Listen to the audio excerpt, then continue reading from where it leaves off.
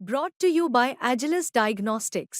Health test की बात आती है तो मैं भरोसा करता हूँ India largest diagnostics company Agilus diagnostics. खुद को टेस्ट करते रहो।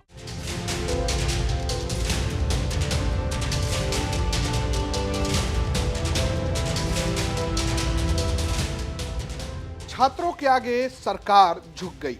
जी हां, प्रयागराज में लगातार प्रदर्शन कर रहे अभ्यर्थियों की मांग मान ली गई है और अब योगी सरकार ने छात्रों के हित में फैसला लेते हुए आयोग से ये कहा है कि भाई अब आप एक शिफ्ट में परीक्षा कराइए और इसको लेकर अब आयोग जल्द ही नोटिफिकेशन जारी कर सकता है। जी हां, बड़ी खबर है उत्तर प्रदेश लोक सेवा आयोग को लेकर। दरअसल उत्तर प्रदेश लोक सेवा आयोग यानी कि यूपीपीएससी जो है वो दो परीक्षाओं को लेकर घिर गया था। एक परीक्षा थी पीसीएस की और दूसरी परीक्षा थी आरओ यानी कि समीक्षा अधिकारी की।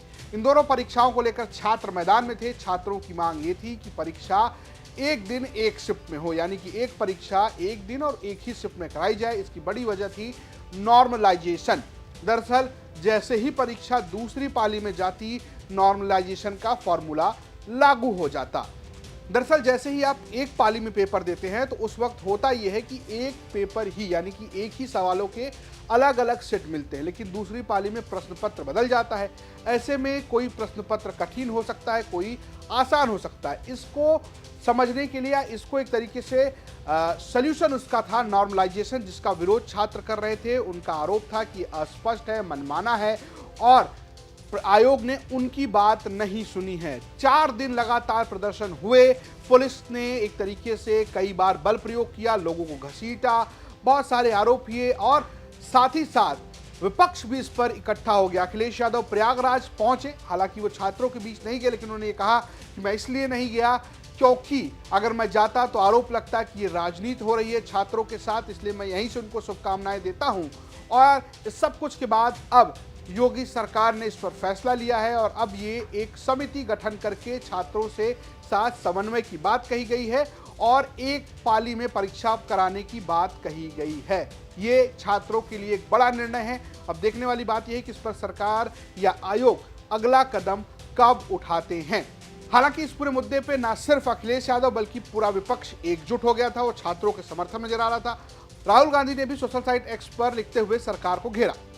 राहुल गांधी ने लिखा कि प्रयागराज में प्रतियोगी छात्रों के साथ यूपी सरकार और उत्तर प्रदेश लोक सेवा आयोग का रवैया बेहद असंवेदनशील और दुर्भाग्यपूर्ण है। नॉर्मलाइजेशन के नाम पर गैर पारदर्शी व्यवस्था अस्वीकार्य है और एक पाली में परीक्षा की छात्रों की मांग बिल्कुल न्यायपूर्ण है। शिक्षा व्यवस्था को ध्वस्त करने में जुटी भाजपा सरकार की अक्षमता की कीमत आखिर छात्र क्यों चुकाए? पढ़ाई करने वाले छात्रों को सड़क पर लड़ाई करने को मजबूर कर दिया गया है और अब उनका पुलिस के जरिए उत्पीड़न किया जा रहा है। अपने और अपने परिवार के सपनों को पूरा करने के लिए घरों से दूर रहकर साधना कर रहे युवाओं के साथ ये अन्याय हम स्वीकार नहीं करेंगे। हम प्रतियोगी छात्रों की मांग का पूरी तरह समर्थन करते हैं। उनके लोकतांत्रिक अधिकारों को तानाशाही से नहीं दबाया जा सकता।